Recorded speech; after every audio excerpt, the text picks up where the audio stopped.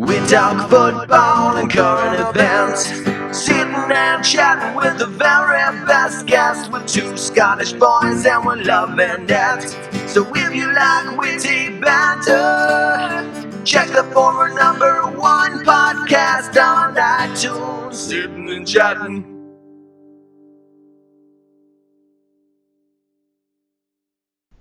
Hello and welcome back to the Sitting and Chatting podcast. I'm Liam Whyte. I'm Allan. And I'm Craig Rowe from People with Passion. Craig, thanks very much for joining us. I appreciate you getting up very early to join us. That's all good, mate. It's you got to wake up sometime, yeah? Yeah, I know. Well, for us being, lazy bastards, me and Jamie are usually not quite up that early, so appreciate the dedication to the cause. That's all right.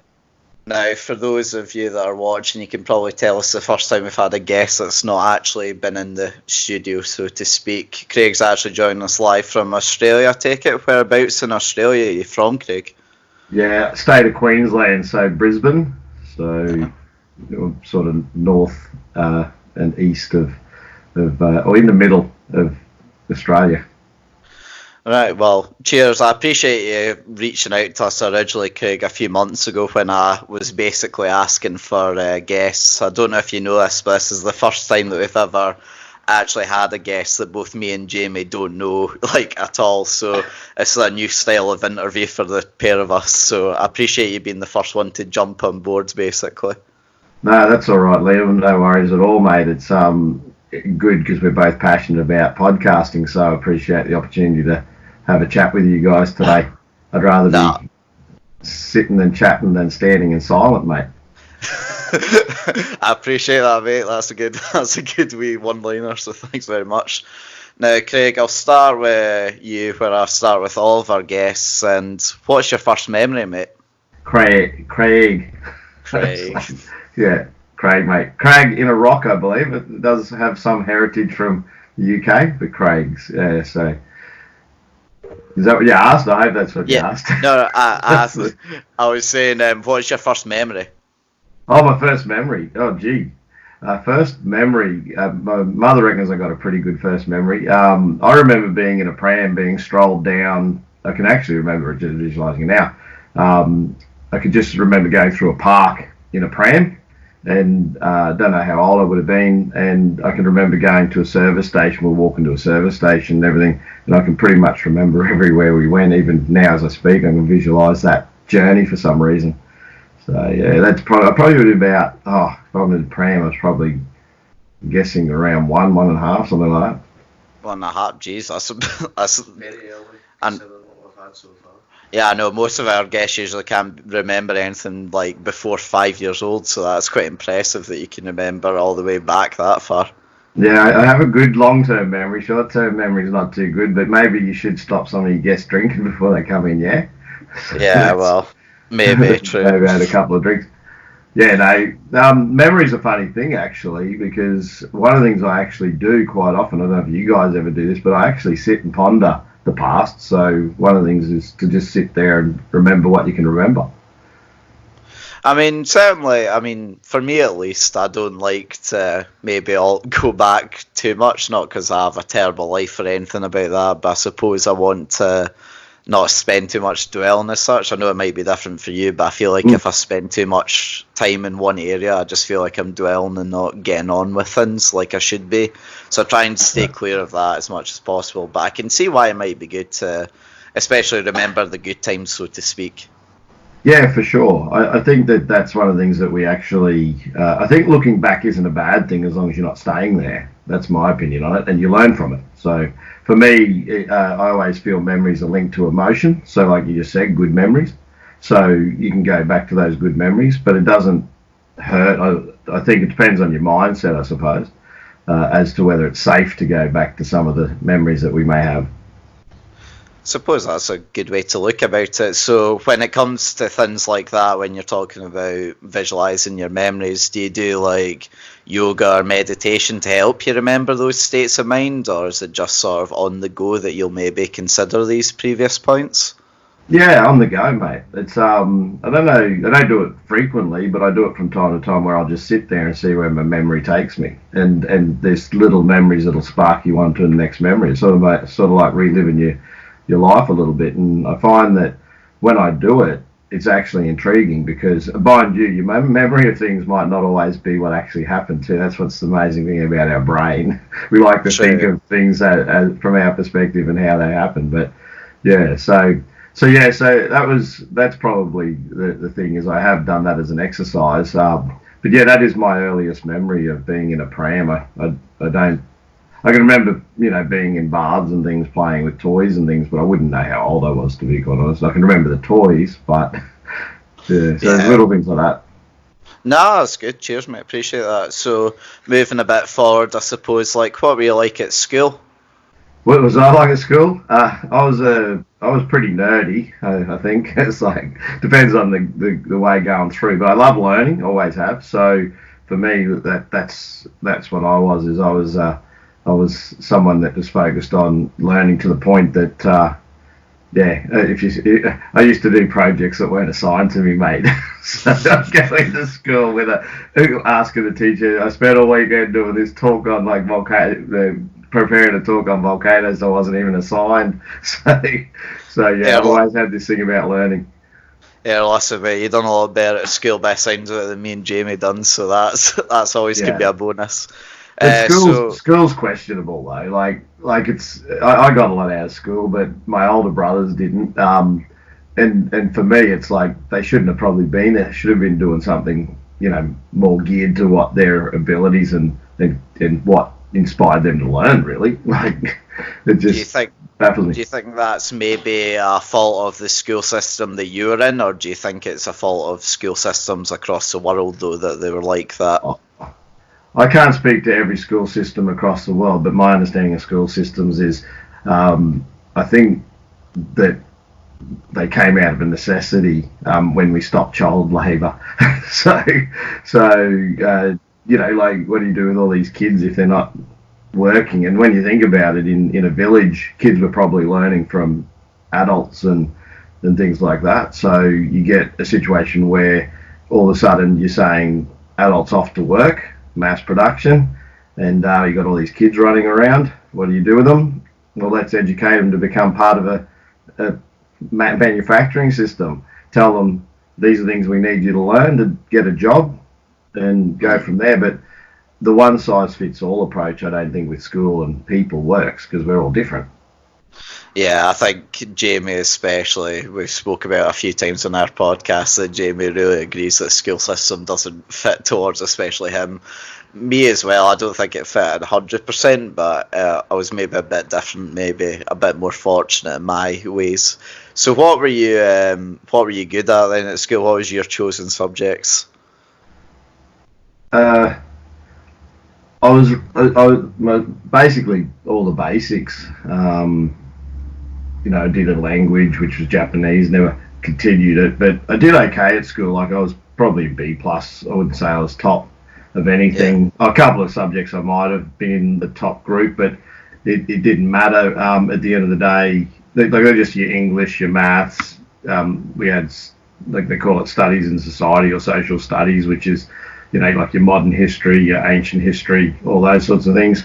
I must say, like this is the problem is, probably all those subjects, if you ask me what I learned in those subjects, other than English, which I did at uni, in the end I did journalism, I probably wouldn't have applied a lot of it. I think history is important. I do think looking backwards, and like, with even what's going on around the world with the way politics is operating today, more nationalistic approaches and things, like we've been here before. Humans have an amnesia because generations don't remember what they're too busy worried about what they're doing and to think back to like the Second World War and Hitler or Mussolini as a fascist or any one of those sorts of people. So we've been here before with some of the leaders that we've actually got on the planet. So it's whether we recognise the patterns of the past. That's all, and a lot of people don't because they don't look at the past.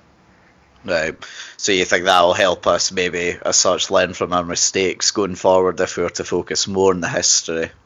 Yeah, because we always make mistakes. So not so much focus on the history, understand that we have a history, and the truth is we can fast track our learning if we actually know that, things that have gone before us, because then otherwise we're just making the same mistakes. And I think we are right now. I think you can look at, the election of certain individuals, and I'm alluding to a number of countries, by the way, even our country, like here in Australia, like the guy at the head of our country, he's just aligned with some of the people, and not to get too much into the politics, but we choose our politicians based on us and how we feel and how we think. So it's not like, it is a reflection of us as people, but we've got to remember that we've been here before. It's a dangerous place if you're picking the wrong people to represent you. No, absolutely. We come from a place in Scotland called Stirling, who has always been quite aligned with the party called the Scottish National Party, but recently we a few years ago now, but we elected someone from our Conservative Party, who we spoke about quite detailed on a previous podcast, who quite clearly was aligned with old-fashioned ways of looking at things and was trying very desperate, even though that he was a part of our constituency and our people, so to speak. He was very desperate to evolve into his own agenda, so to speak. And I think you're right when you're sort of saying it's important. Maybe he's not quite in the same bracket as Mussolini, but it's very important to learn from these mistakes, i.e. electing these people, and learn how we can move on from making the same mistakes as before. Otherwise, we end up in a society which could be in turmoil before we know it. Well, we don't. You just hit the point. We don't know Mussolini, but I'm sure the people who backed Mussolini saw him as an individual that was worth backing at the time. And then there's an evolution because their motives aren't fully known. They're no different to any confidence man or con artist. Ultimately, politicians tell us what we want to hear. That's how they work. So you've got to look at who's telling the story. So perspectives is the foundation. Perspectives is the foundation of all your truth, is what I say. Like we believe what we choose to believe. So when you're watching someone, we're interpreting what they're saying based on our own beliefs. We tend to filter out the stuff that doesn't match what we think, because to do so means that we're actually rejecting or suggesting to ourselves that we might be wrong on something. None of us tend to feel comfortable with admitting after a belief system of ages to say, oh, actually I might be wrong on this. So that's where we fall down, and that's why we continue to fall down, because we are human, we make mistakes. So yeah, it's just about learning from them. So you mentioned it briefly there. You went to study journalism at university there, did you say, after school sort of time? Yeah, I did. So I did print and broadcast journalism and government. I studied our constitution here in Australia, which is based on the Westminster system, so the system you have. So studied that, but went into community broadcasting. So I had a couple of stints in public radio as a announcer, but mainly with independent artists out here in Australia. So that was a good experience, and that was more of a hobby, being it's not paid public radio. I'm not sure whether you guys over there have that system of radio as well. I know in the US we say community radio here, US say public radio. Do you have that system over there where people volunteer and have their own radio station? We do, but I don't think it's anywhere near as popular as the US system or the Australian system, so to speak. We do have one local radio station where we're staying, but we are a relatively small city, so it might just not be a big thing in the area where we're staying in. But I've not heard many community radio stations, certainly in Scotland. Yeah, so that was a good stomping ground to use the journalism. Did Jamie say something? Yeah, he was saying they didn't even know that we had one, so it shows like how little impact it has as such on people. I mean, they're not to shout Stirling City Radio, but they aren't the best of organisations. They're a bit scummy in some of their practices, so maybe that's why it doesn't resonate very well with us, because it doesn't. The practices that they use aren't exactly the most ethical. So okay. So that's because those systems, again, they're volunteer systems. So what tends to happen is the people that are the powers, or the people that want the perception of power, often in volunteer organisations. I've been involved 30 years. My experience with that, 30 years of basketball is my other interest. And in a lot of our organisations, we have, people who volunteer to be on what we call boards, but and no offense, there's some very good ones, but a lot of people in their own lives, they don't have a lot of power. They might be, subordinates in roles. So that's their opportunity to push people around. And if a little power goes to their head, they can actually make some poor decisions and morally questionable ones, because the individuals in an organisation develop a culture. So if the culture's not very good, it's because of the people at the top. So if you're questioning the ethics of an organisation like that, then it's only a reflection again of the people that are involved at the top for allowing those things to happen. You remove those people, those so-called leaders, and you probably see a change in the organisation. Yeah, actually, I suppose in many ways it can be similar to teachers when they get a wee bit of power, it sort of goes to their head in many ways. So teachers do get it too, yeah, absolutely. Yeah. Do you think that as some bad teachers, or how you said that was like, you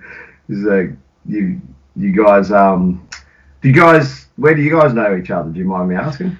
Actually, we met in high school. We were in we have registration class. I don't know if that's something that you have over in Australia. It's basically somewhere where you just go for the first 10 to 20 minutes in the morning, sit down whilst the teacher does the registration, make sure you've actually turned up for school, and then you get let out to your proper classes. So me and Jamie were in that, and we both soon connected because we both liked football, and that was the main discussion point for at least the first 4 years of our friendship. Yeah, that's all right. Yeah. So sport then. So sport connected you two, yeah? Very much did. I mean, probably more arguments than anything else, but I mean, at least we were able to talk about it, sort of thing. What were the arguments? You guys going for different teams or something? So Jamie supports Rangers, who are probably one of the biggest, if not the biggest, Scottish team. They play Celtic in the Old Firm. I don't know if that's known over in Australia, but it's one of the biggest derbies, certainly in Europe. And I support Aberdeen, which is by some comparison a bit of a smaller team compared to Jamie's Rangers, who he's now laughing at. So all I would say is, so he might have the biggest, but according to you probably had the best team, yeah? I mean, we're going through a bit of a tough patch at the moment, mate. To be perfectly honest, so unfortunately, I can't even hold on to that. There was a good few years where we were better. Rangers, unfortunately, back when we actually just after we were in high school. Rangers got liquidated because of tax dodging, basically, and got relegated. So because of that, I was on top for quite a long time. But now I'm starting to feel the pain now that they're back up and doing well. So that's good. Yeah, they never. See, even again, like there's another example. Like you're a passionate fan, and there's an organisation that does that, and they don't realise how that affects you guys. Like absolutely. When they make decisions that, like, you want your team to win on a level playing field. You don't want to find out that they didn't pay their tax or they were, trying to milk a system or stay afloat. I mean, it is hard if they're a smaller club probably to stay afloat. I mean, we've had a lot of clubs out here in our basketball fold because that's the sport I'm interested in. And we have an A-League football competition here, and that was quite successful for a while. Then it folded, and now it's back with a vengeance, and it's doing quite well. But it's not uncommon. Sport when the economy goes pretty bad, a lot of sports, because they require investment and sponsorship, some of those companies just pull the pin as well. So sport's a hard industry to be in and stay afloat. Yeah, I suppose when you're not getting the billions that certain sports industries get, i.e. for the NBA, for example, or the Premier League down south for us, it can be quite difficult for these, well, not smaller teams, but, companies that don't have quite the same amount of investment to survive, which Jamie unfortunately found out the hard way. Mm-hmm. I know, he really loved it. So you guys have that history of being at school together. That's pretty cool. I'm looking for a co-host. Well, I don't know if I get anyone from your part of the world, but I'm looking for a female co-host here in the studio. Been putting out. So yeah, I don't really have anyone who's actually that I know that is interested in doing what I'm doing. It's really interesting. Really? Well, I mean, the way this, I mean, I went after school, I went into a digital media background. I went to my local college to study digital media. Mm-hmm. And it was during that time where I became very interested in video editing, and my teachers actually started recommending me to like listen to podcasts, and it was through that I grew quite an interest, and it was sort of at that point that I sort of was like, here, this is actually something I want to do for myself. And thankfully at that point, Jamie, when I mentioned to him the idea, was also very much on board. So it was quite lucky that we had that, but I suppose in a sense it was also kind of a blessing, because although me and Jamie do love football, I think me and him can be both kind of honest and say that our relationship pretty much revolved entirely around football. So it was nice to do something else with our time opposed to just watching or talking about football, but to maybe challenge ourselves, because I think we have in many ways. Meeting up for meeting up for just an hour to talk about stuff is just different as well. Do you know what I mean? It's not something we've been used to. Yeah, I know. When you say you meet your mates to go and talk for an hour, it's just not normal. Whereas now it's become normal to do it. So yeah, that's definitely helped in that manner. Yeah, and it's definitely helped, I think, maybe our relationship to grow over the past 2 and a bit years that we've been doing this now. I think that's a good. It's a good example of when you think you know people and you have commonality.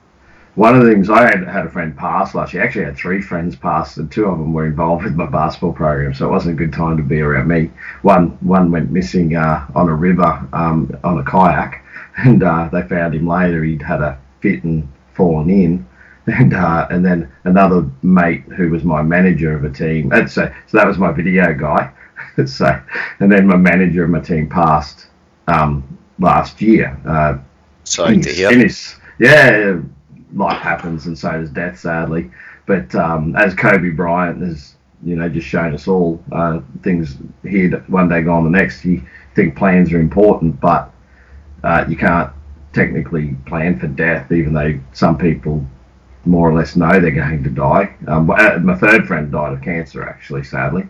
And she had it for 18 months and kept it pretty quiet. The way she handled it was a lot different to anyone I'd seen handle it before.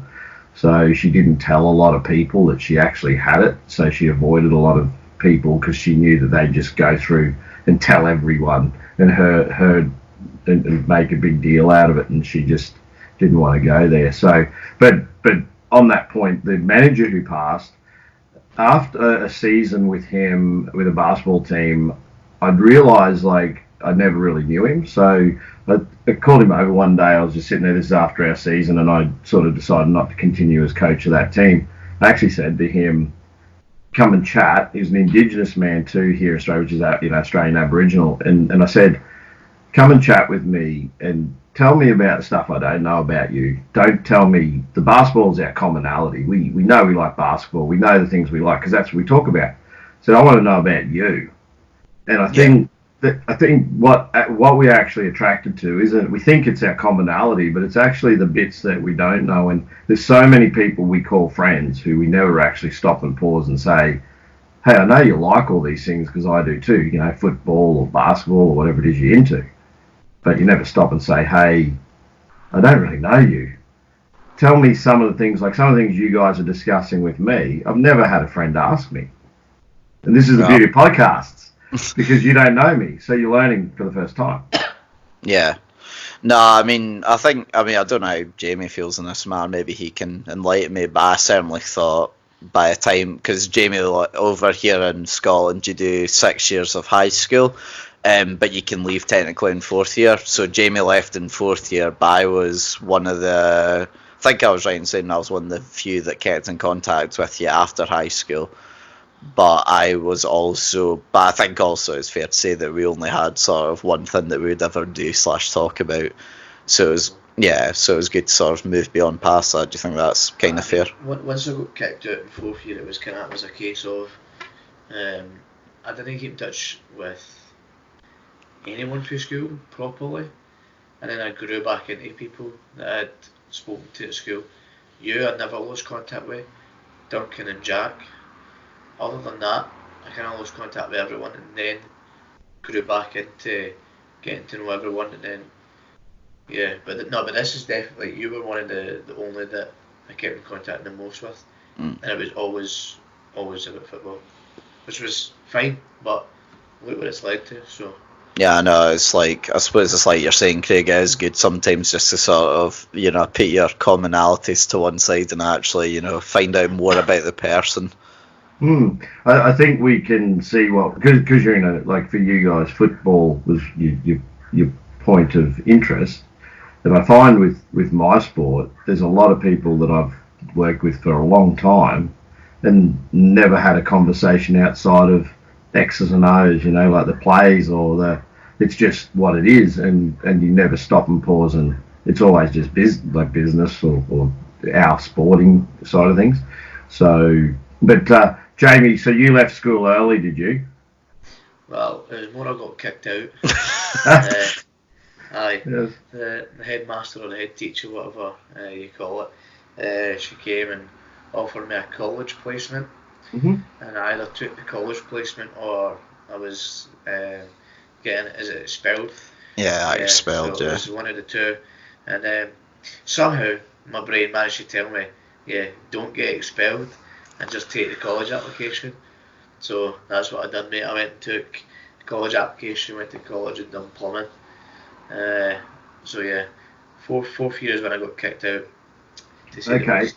What did you end up studying there, and how did you find the college experience compared to the school experience? Did you find it the same? It's different over here, I would imagine. But so at school, I felt like you were treated as a kid, and then when you went to college, and Liam's got the better experience of this, but when you go to college, it's a total different way of learning. You're treated as an adult because you technically are one, and that was much easier when you could speak to your teacher or your tutor at that point on a level in which they can then speak to you as an adult back. Made it much easier. It was very short, my experience at college, because I got an apprenticeship in plumbing with my dad's friend's firm, and I went on and done that with him, and then it was college one day a week. Yeah. So it was very short, but it's much better than school over here. I don't know about yourself, but the way of learning is totally different. But Liam has a better experience of that because he was at college a lot longer than me. Yeah. I'm just interested to know because we touched on that a little bit earlier with the school type experience where you guys indicated that, and particularly Liam sort of hinted that school wasn't your thing. So, and we're talking about the school system, but how do you find your job? Like, so you're plumbing now, are you? Or are you actually working in the plumbing industry still, or are you? So plumbing went out the window. So unlike your good self, who's got up very early to do this podcast, I was not a morning person, and probably still am. However, I was in plumbing for about 6-7 months maybe. Yeah. And that consisted of working in a plumbing store, actually doing plumbing, as well as going to college once a week. It was basic stuff. I was out, changing boilers and just the standard plumbing stuff that you do on a day-to-day basis. But then we took on a contract in a place really far up north, which takes about 2.5-3 hours to get to. So I was waking up at 5 in the morning over here, travelling up north, which was 3 hours. You were there, you arrived maybe 9 a.m. in the morning, and then you didn't work until about 3. You had a break, you worked another 2 hours, and then we left at 5, 3 hours back, and it was 8 o'clock at night when we got back. So, and that was 5 days a week, and it was, 4 because I was at college one of them, but 4 days a week, and it became very, very tiring. You had, no social life. So I finally gave it up and went into retail. I'm very proud to. Yeah. No, retail's a different gravy.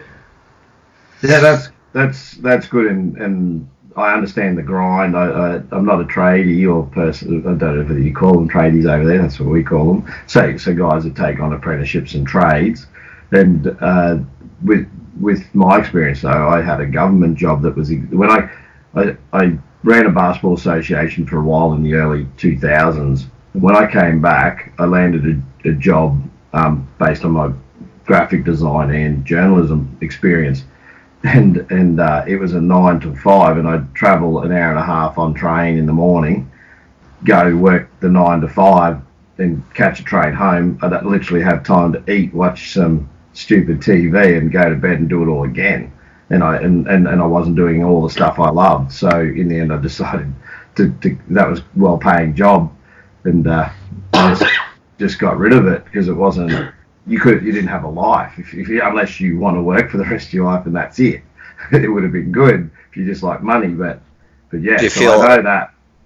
Do you feel like a lot of people nowadays are forced into sort of situations like you and Jamie, where career has to become everything? You're taught from over in this country especially, you're taught from a very young age. I suppose it's the same over there, but you have to get a job, like usually whilst you're still at school, not even after you've left, but you're encouraged to go out, get a job straight away, preferably a trade if you can do one, and then work these ridiculous hours and basically give up any form of social life you have. And I mean, it can be quite damaging for a lot of people mentally. I mean, to give up all these things. Is it the same over there, would you think? Are a lot of people encouraged down that route? Oh, look, it's the same everywhere. I think, the fact of going back again to history, we actually all became slaves once banks worked out that debt was a good way to enslave people in a way that makes us have to work even the shittest jobs. Now, that's not, we got to live, and money's a thing. It has been for a long time. So the fact is, we are slave to the debt that we create for ourselves, and we're encouraged to create debt. So for most, it starts with like, not so much in the US. They start with a college debt that's worth more than some mortgages on a house. So that's intentional. They do that to keep you tied to having to work, because if you didn't have that debt, you wouldn't choose to work. But on the flip side of it, everyone's got to have a purpose and has to function within society. So it does. I think the system works, but as individuals, there are a lot of people who go through their lives miserable because they just work, and they have to work, and they might not have the skills to get jobs that they find are fulfilling, but they will still do it to put a roof over their head, or feed their kids, or feed themselves, or whatever they need to do. So yeah, I mean, I think we're all in that journey. I did jobs for years until one day I decided I've had enough, and I went into business for myself, and haven't looked back since. But not everyone has that ability to jump. So I say that's like pulling the plug on the Matrix. So I do everything I love now. That's not everyone's as fortunate to say that, but basketball I've done for 30 years. I did my degree, and my parents said to me, they told me I wanted to do basketball, and they said, you can't do basketball, not many people make money in basketball. Go do a degree so you got something to fall back on. So the very night of my graduation, I was at a basketball camp at the university I was at, and I just said, they said, what are you going to do now? Like, this is the day of graduation, so I'm going to do basketball. So probably a third or more of my life I've spent, and even now I run Ozswish.com, Ozswish Academy. I have a private academy, and I'm in schools. That's my core business now. And I just wound up a business, which was what I decided to go into 11 years ago, which was computers. It was IT. I was a mobile repairer, and now I'm moving into this. So I actually started at the start of the year. This year I've been doing podcasting for about 6 months, but I've actually started a podcast network called Applaudable.net, which is my next thing for hopefully the next decade. So I think you've got to jump. I think that a lot of it's like standing on a cliff. This is how I describe it. It's like standing on a cliff with a parachute. The parachute might not open, but you look out over the vastness of whatever you're about to jump into, and you just got to have some confidence that the parachute, which is the stuff that is going to actually open, and you'll jump and you'll learn something from that experience. And I've never jumped, by the way, never jumped off a mountain. but the point is, we do not advise anyone listen to jump off a mountain. Disclaimer. Yeah, so I better clarify when I say jump. So unplugged from the matrix might be a bit easier for people to understand. So that's sort of my thoughts on work. And do you mind if we just go back a wee minute? You know how you said on graduation day you decided to do, like you said to your parents and that, you wanted to go down the basketball route. Was there any particular inspiration in your life that made you think that you wanted to go down that, or is it just you've always loved basketball as a kid and that's the way you wanted to go into it? Yeah, I started basketball pretty late. I started age 17, and in doing it, I actually loved the game. I fell in the same way as you guys would have with football. Like, it becomes part of you when you love something that much. So to me, I was every day out practicing, and I didn't have any real aspirations of I'm 5'7" and I could play, but I didn't have any real aspirations to play NBL, or NBL's our league out here, or NBA or anything like that. I just wanted to be the best athlete I could be at the time, and just continue to push and push and push, because what it was is a learning again. I realized I was doing volleyball prior to that at school and found it dead set boring. So it was just, I was a team setter, and I was just, practice for me was digging and setting on my own. That was individual practice. Then one day I just said, this is like shit. Now you're going to have to put explicit up on the... it's fine, don't worry, we swear too much. You're safe. Yeah, so you know, I found that boring, and I said, I've got to find something that challenges me. Like, I say to my athletes all the time that I coach, like, if it doesn't challenge you, it won't change you. If you're just sitting in a comfort zone and doing normal things, like what you're never challenged. That's where boredom can come too. Like, people got to realize they play it safe. Playing it safe doesn't teach you anything, sadly. Like, we all hate to fail, but it's actually all that fun. And you hear this on motivational speakers, I sound like motivational speakers, but failure is where it's at. Like, it really is. Like, failing school, or getting kicked out, that can be seen as a bad thing by society, but there's a lot of guys with stories that are very successful where they've found their thing and they don't look back at school because school was never relevant to what they were going to do or wanted to do. They just found their purpose. And I think, my show's called People with a Passion. So for me, I'm looking for people who have found something they love and they've found a purpose, and often it's through adversity. I've had guests where a young lady watched her mum get stabbed to death by her dad, who was drunk one night, and she witnessed it, and at age 7, and then was in and out of foster care, and then bullied. So her whole life's now gearing around helping kids who get bullied and stuff like that. So her experience wasn't good as a young person, but now that's what she actually does. And a lot of the people I interview, I don't know them. I'm similar scenarios you guys. You've decided to have me on the show, but and we've never met. And I like that. I actually, with my guests, I don't want to know them. I don't do a lot of research in the same way as you didn't even ask who I was until I Skyped you. So, which is important because then you can ask questions. If you got pre-orchestrated ideas of what you want to talk to people about, then you're controlling the narrative of what you want to hear. So for me, that whole concept of meeting someone for the first time and in an interview environment and not knowing their history actually adds to the conversation.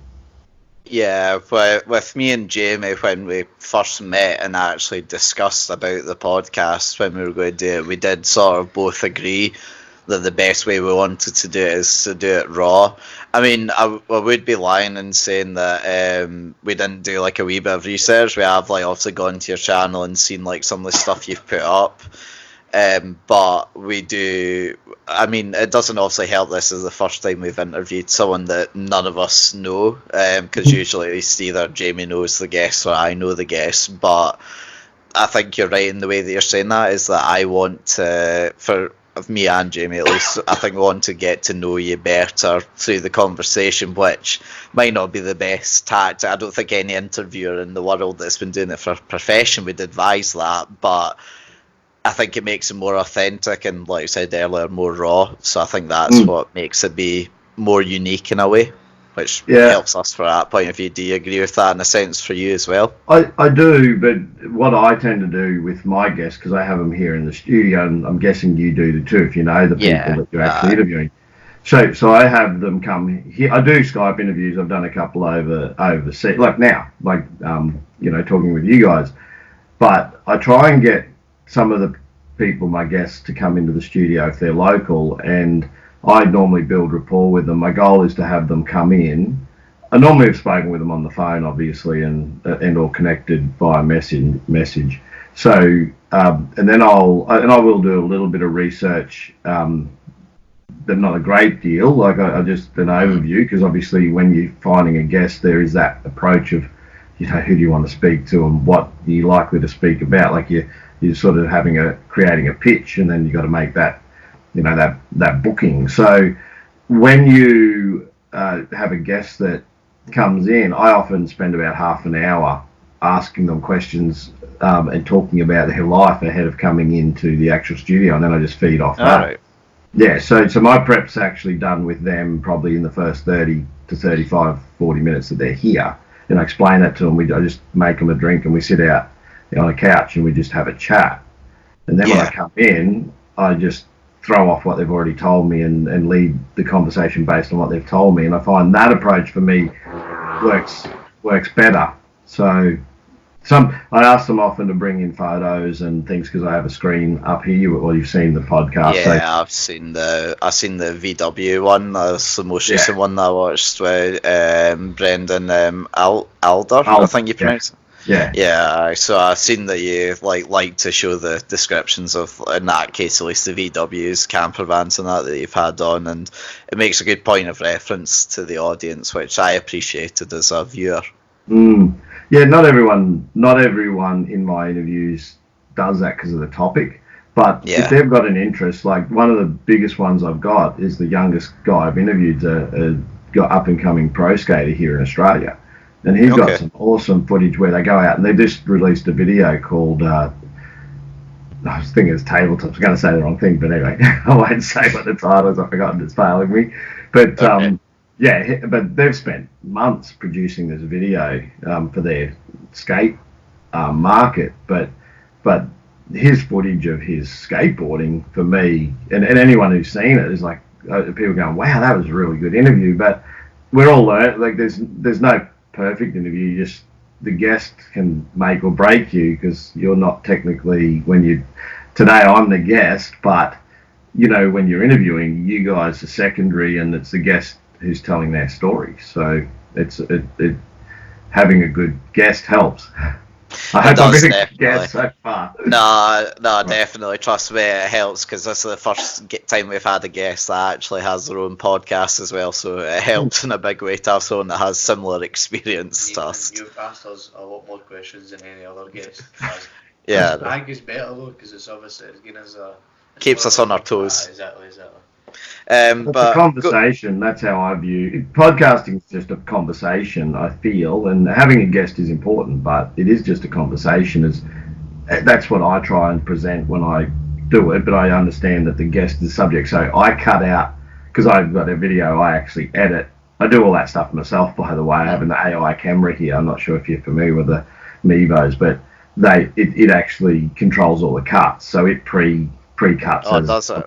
and it detects voices and things like that. So I'm cheating a little bit, but I still go into the studio and edit and cut. And that camera has the ability to go live. I go live stream occasionally, not with guests, just to talk to an audience, but it goes live across, I think, 4 platforms, simultaneously. So I am cheating, but at the same time, as someone that spent 5 hours today trying to fix the podcast, I can fully appreciate that I will use any form of cheating if it means I get it done easier, because it can be a pain when you don't have the best of technology, as me and Jamie certainly do. But going back to your podcast a wee minute ago, I know you said that you don't really know your guests, so how is it that you find some of these people? Because you do have quite a wide range of guests, like I mentioned, Brendan Adler with the VW enthusiast, or someone like Jacob Lee Walsh, who's the artist that you had on. I Yeah. noticed that there's not really a pattern as such. So how do you find these people? So actually, they are people I do know. So there's a percentage that I do, but I hadn't seen Jacob since high school.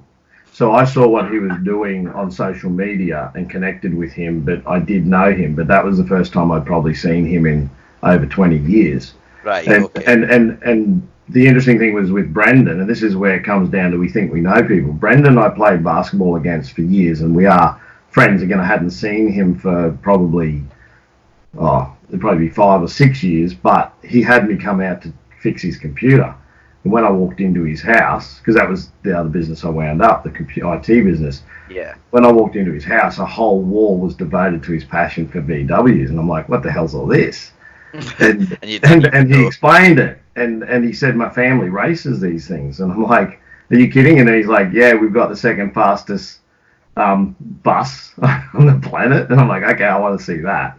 So he like that just things you don't know about people, because we were just always basketball. He was an opponent. I played against him a lot. We always had good banter on the court, but yeah. So but there's a lot of people there that friends connect me. They actually say, I think this person would be good on your podcast. There's an ex-cop that is another one that's quite popular. He's running for politics now. He wasn't at the time I interviewed him, but he actually has a lot to talk about, being a police officer and how you're more or less just following the book, and the humanity goes out of your decision making because that's what's expected based on the law. And it said some of the decisions you have to make take away the humanity. And when he got out, he said it's quite hard to come back to society like any force. So right. So his is quite insightful. It's quite you glean a lot from a lot of the people you talk to, and there's a lot of people there that opened up about a lot of stuff I just didn't expect to come, I'll be honest,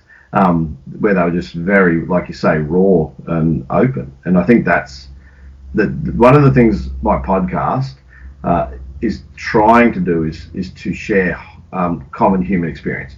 That's what I want to get out of it, is I want people to look at these people and say, well, I either love that or I love something. But they often arrive at what they do because of their other experiences, like negative experiences or whatever. So, okay. Is that why then that you're is that why you decided to revolve your podcasts entirely about people's passions then? Or is there something else that brought you to that decision to think, yes, that's why I want to do it about this specifically?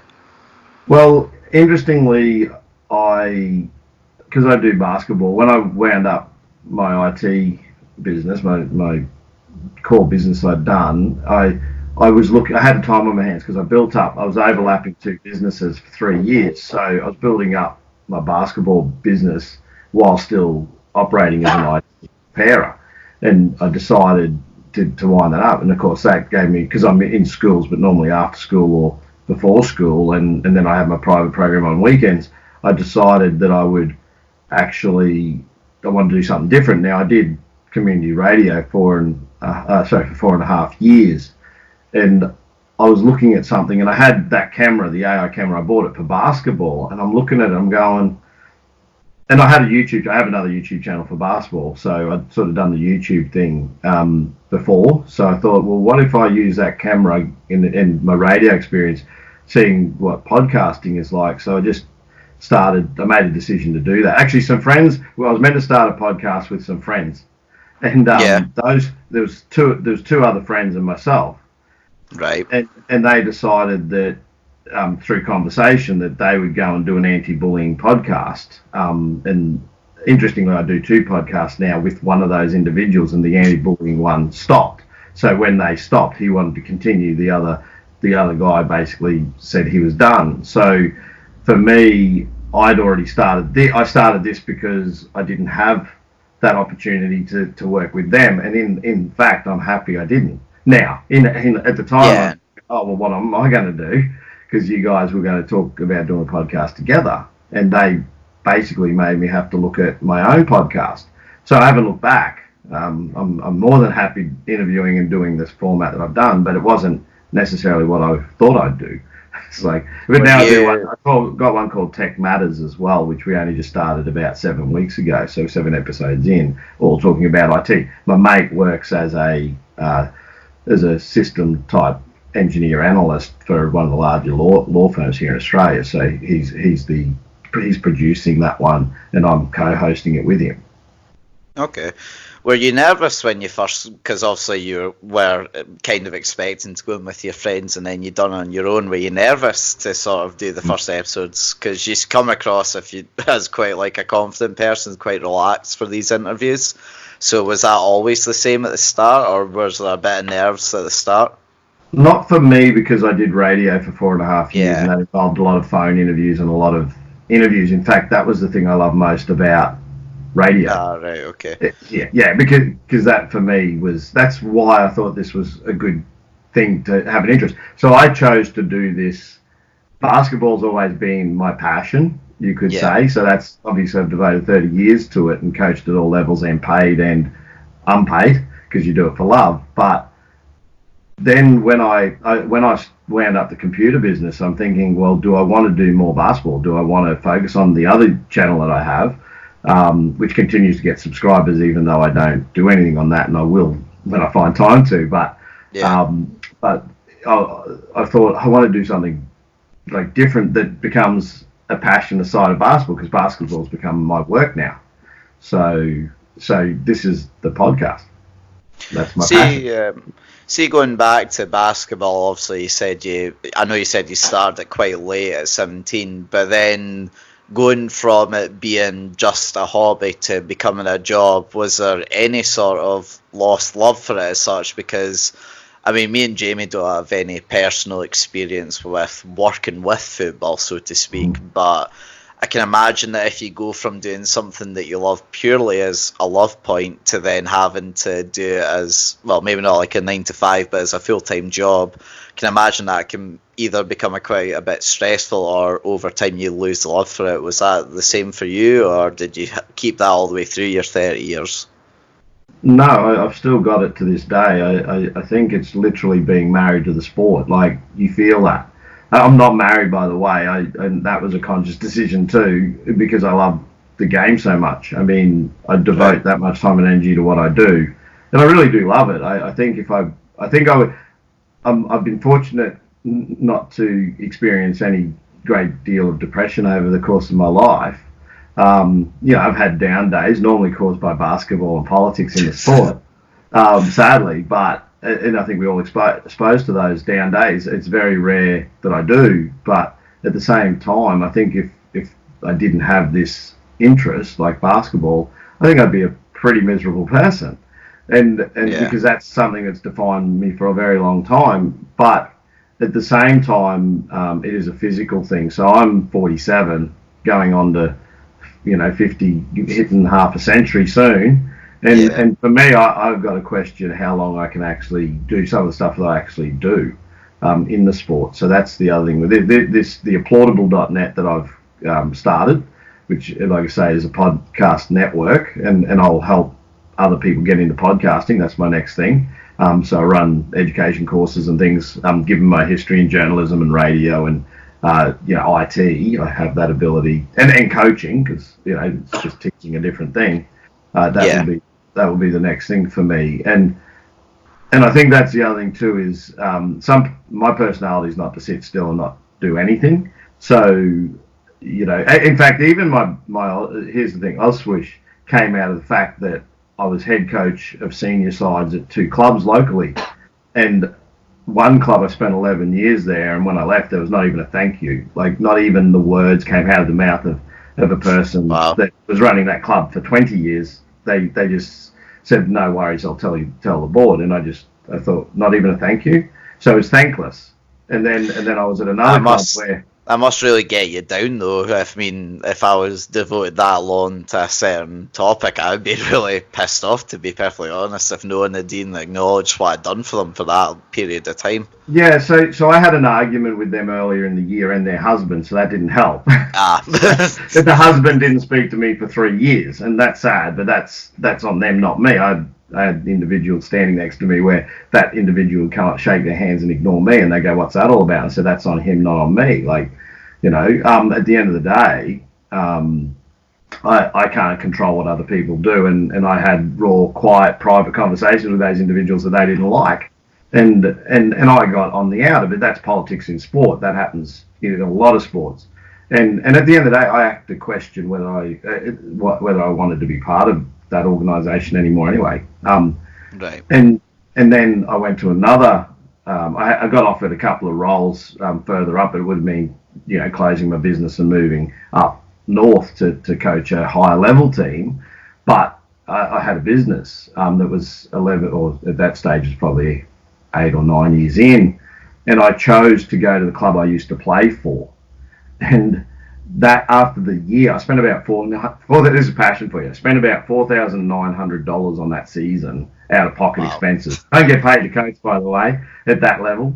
And then literally I had one of the players come to me and say, the senior player who was on the board, this is where it comes down to, people looking after themselves, said, "You're going to coach next year, then the next year I'm going to become your assistant, then I'm taking over." And I'm just like, well, I just spent 11 years. Just spent 11 years at a club, got them to a grand final, then had a fight with people and they wouldn't let me have access to some of their players. And then the whole last year of my coaching at that association wasn't that good. And I just decided, I then decided I'm not doing that. Because, and this is just to see, I didn't even, it wasn't it. I love the sport, and there's always going to be people in sport. Like, basketball lives beyond those organisations and all of us. That's a fact. Like, no one's bigger than the sport. And that's the same as football.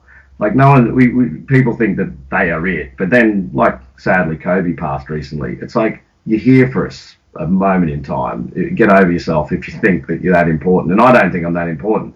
So I just decided to start my own program, which of course, then I get letters written to our state body complaining by those same individuals. He can't do that. He's not part of an association. Rah, rah, rah, rah. So then those same people start causing trouble for you. But at the end of the day, that's politics in sport. But I'm there for the athletes. I actually don't give a rat's, and never have, about the organisational structure. And I think they know that. That's why I'm on the outer. But I didn't want to go to any other clubs. I decided, no, I'm not going to do this anymore. So my new business, that's what I say to them. They tried to destroy me with letters and rumours and stuff like that. But at the end of the day, they created me, because at every barrier they put up, I just look at it as an obstacle to find a way around. And they actually help you. They don't realise they actually help you by doing that. Yeah. It's silly. It depends on your mindset. My mindset is keep putting up barriers, because you're just giving me different ways to do things that are outside the system you're trying to create.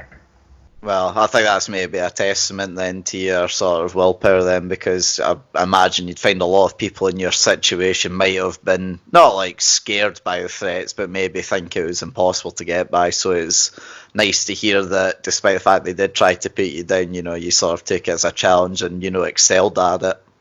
Yeah, I think at the end of the day, those that do those or have those behaviours, and I'm not perfect, I've got no stretch of imagination do I not do things that are questionable neither, because we're human in the sense that I'm moving people on all the time from my program, because I have a statement of standards. So, and I put that in place because I feel the standards are missing, and that's self-righteous. It sounds self-righteous, but I feel like if you can't hold yourself to account, and sport's one of those last places you can hold people to account these days, then if you can't hold yourself to account to some simple standards, then if you're building a culture in an organisation, then I want to make sure I'm building the right one, and mine's around building good people first. So I'm not interested in, the sport is important, but I'm also teaching kids, because that's the core of it, young men and kids. I have two programs, a rookies program for under 15s and a seniors program. Interestingly, my seniors program has about 24 athletes, and my junior program about similar numbers, 17, 18. But they're all there because they're learning about life, not just basketball. That's my opinion on it anyway. So, back onto your sort of the basketball side of it, sorry. So, is the program that you set up then designed to cater to anyone in particular, or is it just anyone that's willing to play, has a chance, or what's the way it's set up to be? So it's a bit misleading because I say elite player training, but it's not. I'm not working with elite athletes. I'm providing them with the opportunity to train at the same content as elite players would get access to. So I draw a lot of the actual program from from US colleges. The in my city, the national or former national basketball coach is based here, so he coaches our Brisbane Bullets, and I've had the opportunity to work and watch some of the stuff that he has done. So, and he was at the AIS, our Australian Institute of Sport. So those things there have exposed me to content that I can deliver to athletes. Plus, I've been involved in our what we call Queensland Academy of Sport Intensive Training Centre program in the 90s, and the Northern Territory intensive training program. And so my experience in learning is pretty broad as far as that goes. I'm also a coaching educator, so I educate coaches out here in Australia, and endorsed by the state body, and that's one of the reasons the letters saying why is he still allowed to do that. The state, recognised. Sorry, Craig, you cut off there. Do you mind just repeating that bit? Sorry. So I'm not sure where I cut off, but that's all good. Yeah, I saw the pause in the video actually. That's why I sort of stopped. So that was at my end. So as far as the I was saying, I am a coaching educator as well. But as far as my program goes, it caters to anyone who has potential, which is pretty much anyone. But I ask them to maintain a degree of responsibility and reliability, be on time, don't make excuses for mistakes, and just have a core group of standards as a group that I want them to maintain as individuals. Work on them as long as they are continuing, I'll work with them. And I've got some really good, when I say good, not skilled, athletes who are committed to getting better, and that's what I'm working with. Anyone who's committed to get better, I'm happy to work with. If they think they've already made it, I can't help them. Yeah. If they think they arrive to me trying to be the guy or be, they're really skilled and they don't want to work harder to learn anything new, so they've got what we call a fixed mindset, then sadly, I can't help them because they're not arriving with the right mindset. So the thing with our sport and any sport is you can't know it all. It's impossible. Like basketball for me, I learn. This is why I love the game so much. This is why I fell in love with it. I went from volleyball, which was very little to learn, to basketball, which has so much that even after 30 years, I don't know how much is out there that I don't know. It's what keeps me attached to that sport. I learn every day, and there's in the last 3 years, I say to my athletes, they haven't done the same training session in the last 3 years. They've always learned something new every time I hit the floor. My goal is to teach them something they have never done with me, at least before, and I'm always looking for that new thing or that next thing or that next way to teach them, because that whole process he teaches me at the same time as I'm teaching them. Yeah, which will in turn keep not just them entertained, but also keep you entertained and keep your love for the sport. Yeah, there's an evolution in any sport, and I don't watch football, but I'm sure over the years you guys have seen the way the game's played change, and that happens in most sports because they change and they evolve the game. And as coaches, you have to stay up on what's changing in your sport. If you don't, you don't change with it, your relevance slips, and then I wouldn't be able to run the program I run if the athletes there didn't see value in what I do. And they're involved in a lot of other programs, by the way, and they're paying to do my program, and they could choose easily just to stay in all their other programs. But the thing, it's like a little bit of a secret in a way, because a lot of those guys do continue to come back. I've got guys that have been involved for 3 years and in my program, and I'm amazed no one's actually asking why these guys continuing to actually be involved. Well, I know why they're getting involved is because they're not getting what they're getting at my program, Ozswoosh, from anyone else. And it's closed, so no one sees what I'm actually doing. So they think they know what I'm doing, but they're not involved in the program to begin to know that they're getting stuff that's different. How much of your time a week do you dedicate to this then? Oh, well, it's once it's all organised, it's my knowledge and programming. So, you're probably looking at 15 minutes in creating a training session, and then you got your time on court. So per week, I'm probably spending 20 to 30 hours on that particular business at the moment. Other business, I'm always doing, I'll go till like 12 at night, 1 in the morning working on a website. Like I do all that stuff as well. Everything I do with what I do is me. So, which is with applaudable, I can't have that. So my next thing is to challenge myself and jump off a cliff. Like I said, make a jump and start getting other people involved in that network, because it won't succeed unless I have other people involved. And therefore, I've got to set up structures to be like a manager and allocate and give more of for it to become an organisation. It can't just be me. Basically, I'm the bottleneck. So with basketball, I can get away with it because it's my knowledge, but other businesses, that doesn't work. Okay. See, throughout this podcast, you've kind of mentioned to me, I know you're saying you've got like a digital creative background as well to go with your sort of university degree, but obviously your university degree is kind of, in a sense, you don't mind me saying, sort of old-fashioned media, in the sense that a lot of people now today are kind of advised against sort of, at least in this country, I don't know about over there, but are sort of advised against going down the journalistic route unless you are totally passionate about only journalism. But even then, many are like me, for example, when I was about to leave school, I went and looked at journalism courses to study as well. But I was basically told that, you'll be lucky if you get a job in just journalism. You have to be incredibly skilled. And I suppose, in a way, do you think that your degree nowadays, obviously it will have helped you in many ways, but do you think your degree still has as much relevance today as it did when you first graduated? Well, I'll answer it with this. The School of Journalism I went to was the very first school of journalism in Australia. It doesn't exist now. So University of Queensland's journalism department closed probably over a decade ago, and they created a communications degree or communications, which incorporates public relations, social media, all these other platforms. So journalism is, here's the thing, is I did print and radio broadcast, like journalism, that's what I did, and photojournalism as well, was part of that study. But I didn't like the gatekeepers, so we call them gatekeepers, so your sub-editors and editors.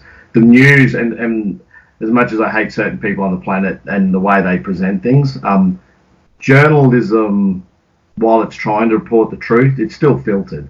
And that's the problem. That's why we've got division amongst, and that's why we've got people who read certain things and others read certain things, is because they're filtering out. The journalism we're taught, it's got to be balanced. But I realised early, I loved radio, but print journalism, I never saw a future in it for myself. There are different types of journalism, but print journalism, it's one of those things that the process doesn't allow you to be impartial.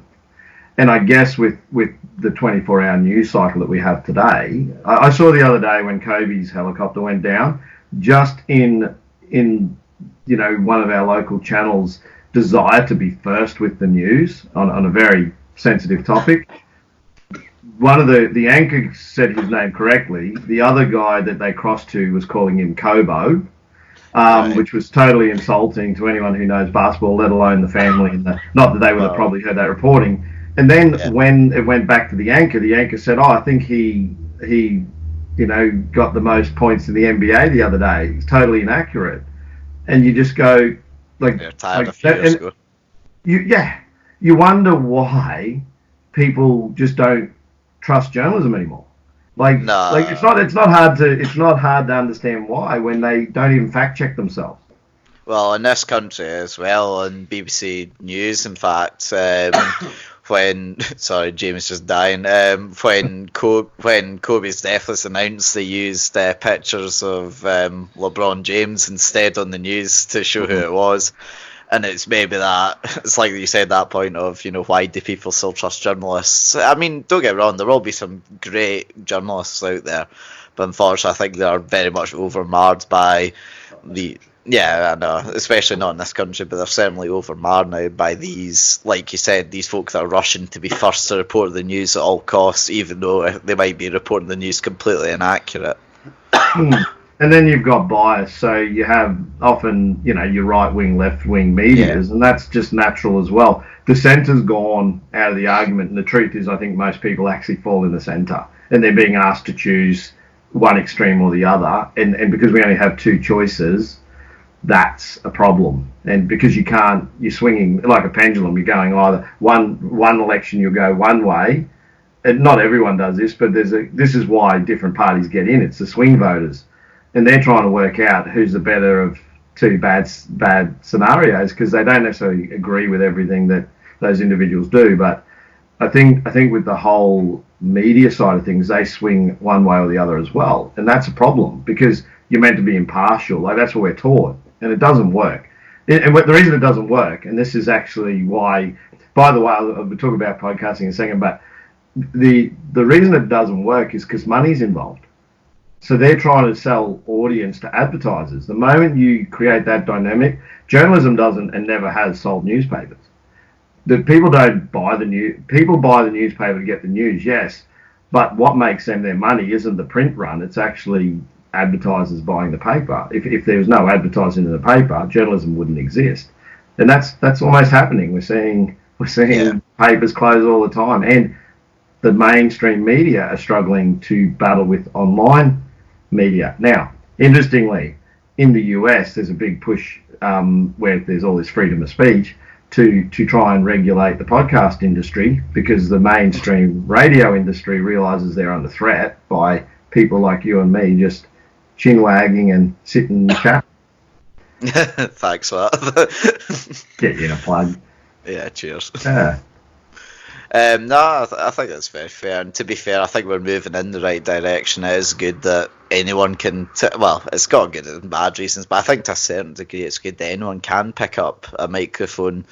And people like you and me that, well, I don't know about yourself, but me and Jamie have certainly never been paid to do this. This all comes out of our pockets. So I think it's good that we're doing that. Yes, okay, it will have a personal bias between the two of us, but at least we're doing something what we believe is right, and we're not getting paid by some corporation to report what they want to a certain degree. Moving back to podcasts quickly, I was going to ask you, what is your favourite interview that you've ever done? Favourite interview? That's a tricky one. I've enjoyed them all. And I don't know that I've had. I think they've all been insightful in their own way. It is hard to put.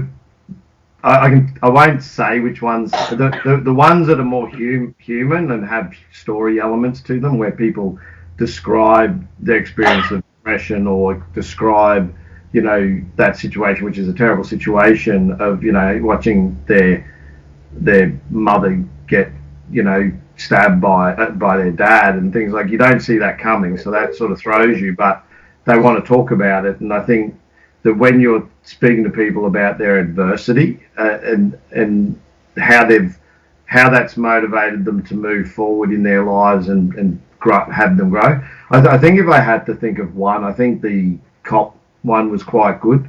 Okay. So that's Ryan Elson. And I can't remember the title of that, but he looks like a bikie on the YouTube thumbnail.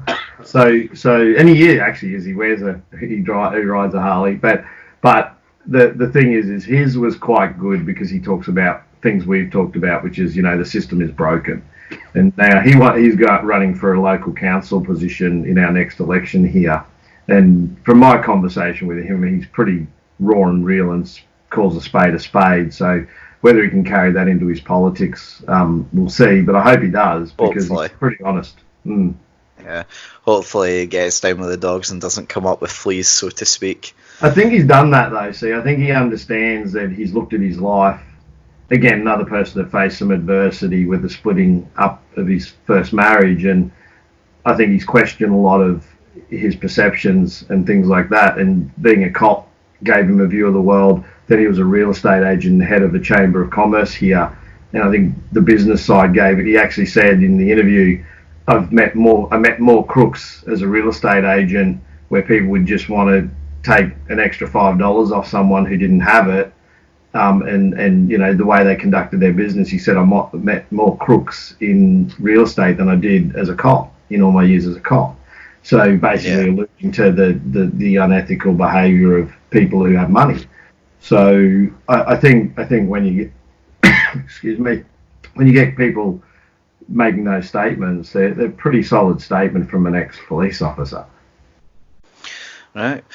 I suppose it would be a bit silly of me not to ask this, and I hope you don't mind me bringing it up, but obviously Australia's had a lot of problems and recently with the wildfire situation.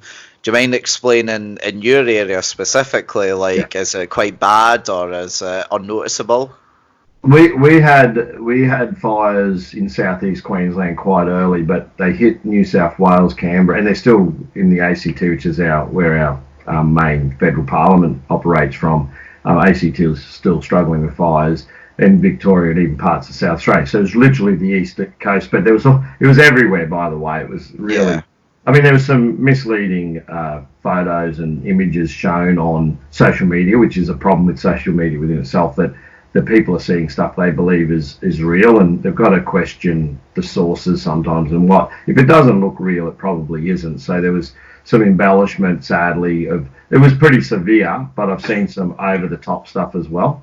But in my area, it was we had most of our fires under control ahead of New South Wales and Victoria, but it was weeks before. I've got a range of mountains from where I live that I can see, and I couldn't see those through the smoke for probably at least a month and a half. Wow. It was just smoke, and it was worse down south. But yeah, where that smoke's all ended up, I think it ended up in South America. Actually, it actually arrived there not too long ago. But it was, and what helped recently is we had some rains, and even in our part of the world, we had some drought-breaking rains, 18 months of drought, and the rains came, which was had a lot of farmers, cheering.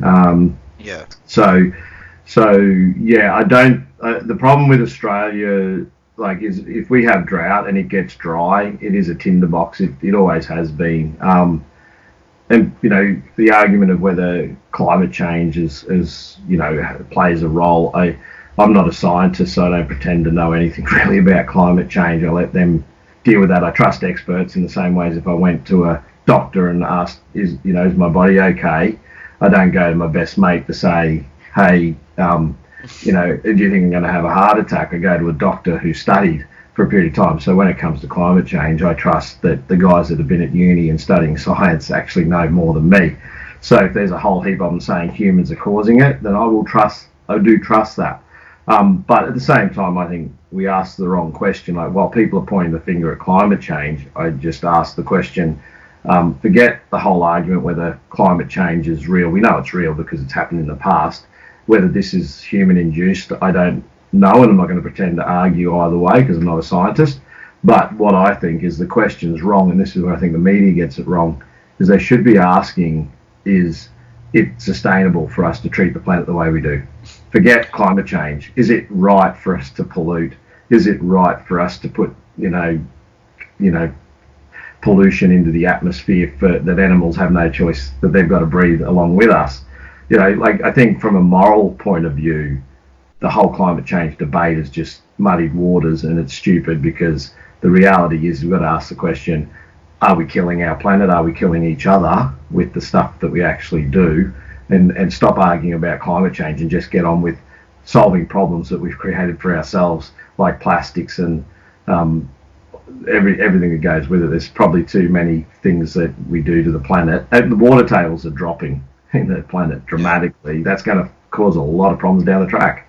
So, these things are happening. You can't turn a blind eye to ice sheets melting. You can't turn a blind eye to the fires. Now, the fires might have happened anyway. We're a tinderbox here when we have drought. That's just normal. But, yeah, it's the fires are an eye-opener. I mean, you had a situation where a fire truck was flipped by the force of the wind that was created from and killed a fireman, just from the force created by the wind created by the fire. It flipped a fire truck. Now they're not light, you know, and things like that have never been seen. These storms similar to these fires similar to volcanoes created their own weather, like lightning and rain. The problem is not enough rain to put out the fire, but they would generate. There's that much moisture and that being, put into the atmosphere they'd never seen that. Like, these are things we've never seen before. This is the point. Is like there's things happening that we've just never seen before. I take it this is the worst fire then that you've ever seen in Australia. What they're saying it is, and they estimate, and it's impossible for them to estimate, but I mean, they're very conservative. They're probably more now, but they were estimating something like 500 million animals, potentially perished, and that we may have lost several species in these fires. Unfortunately, you won't find out until like a couple of months down the line when it's all said and done. It could be years. It could be years, because some of the populations of like wallabies and things like that were under threat, that didn't have large populations, may have been lost, and if they still exist, it could be years before we see numbers bounce back, because they're all already under threat, and the problem is and you're right, it'll take time to assess how they bounce back. Our experience with fires, though, is the forests and those environments do bounce back pretty well. Like, actually, in here in Australia, the forests actually love fires, because there are plants that propagate from fire, because Australia's probably always burnt. So so I'm sure it'll bounce back, but whether we've lost some species is the sad part. Right. Do you, even in your local area then, would you say that you've noticed a huge difference into the ecosystem, or do you think it's quite difficult to tell? Difficult to tell, because our fires weren't as extreme as down south. Like, the number of acres or hectares of land that were burnt down New South Wales and that. We've had broken fires where in my part of the world, but like I said, most of them, from what I understand, were kept relatively under control, and so you'll drive along and you'll see an area that's been burnt, but then you're driving and it's not. So it didn't sort of continue to burn.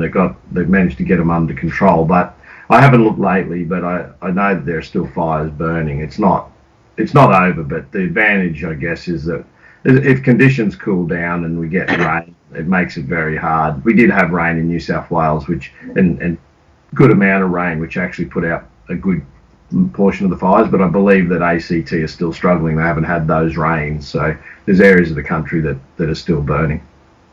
Okay.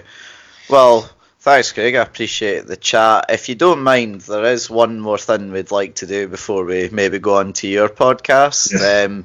With all our guests, we like to play a wee game at the end. Right. Now, I do understand that the lag's a wee bit difficult, so if it's to the point where it's so bad, then we'll cut this bit out, but we'll give it a try and hopefully see if it works. But Jamie, would you like to please explain to Craig the game before I get up, please? So Craig, the game is called, well, good point, what is it called? Quick fire or hot seat the app. So that's what with hot seat, we call it quick fire, and that's why I struggle with the name now. But basically what happens is Liam gives you a letter, and with that letter you're then given topics. Now with that letter you have to then say something related to the topic. Now you can re-roll if you do not like the original letter you get, but you do only get one re-roll, okay? The idea behind the game is to get as many correct out of 10 and in the quickest time possible. Now, if you do give an answer that is questionable, Liam will pass it, which adds time to your total. And I don't think I've missed anything else. Yeah, so, it's just like a wee fun game that we like to finish with our guests on. So just so I can clarify, you've got a topic and you've got a letter. Yep. And what is it? Is it a word that I've got to give to that letter, or what's It can the? be a word or a statement, so long But it's- that starts with the letter. Okay, this is going to be interesting. Tell. Don't worry though, if the lag is so bad that it throws it off, we won't include this part, so you look fine. I might fake lag just to give you an answer. Right, okay, no worries. But are you ready then, Craig? Yeah, we'll have a try. We'll see how we go with it. No worries. Your letter is D. Would you like to stick with D or would you like to change it? I'll try it anyway because Okay. we don't know what the topic is yet. Yeah, true. I appreciate you being a good sport. Thanks for playing on. Right.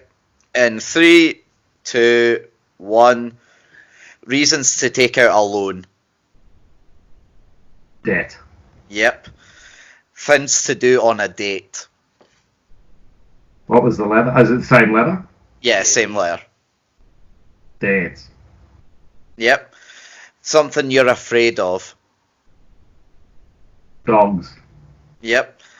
Reasons to call the emergency services. Dunno. Okay. Things that are hot.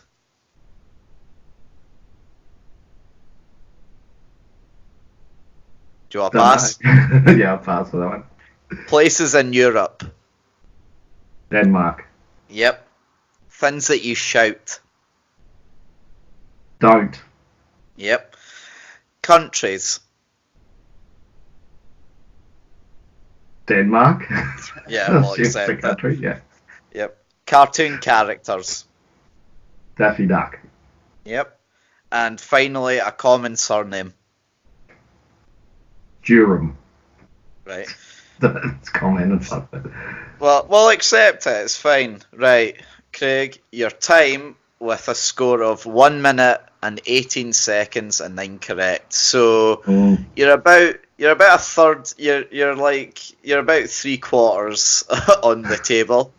But you're doing better than about 4 or 5 people. So that's better, and you're not even here. Also here, live in the flesh. Yes. Yeah. With no lag. Yeah, you've got to take off at least a minute for lag, yeah? Oh, a minute. I think that's optimistic. But, that lag was so bad. Come on. Right, okay. Well, we'll take off a couple of seconds.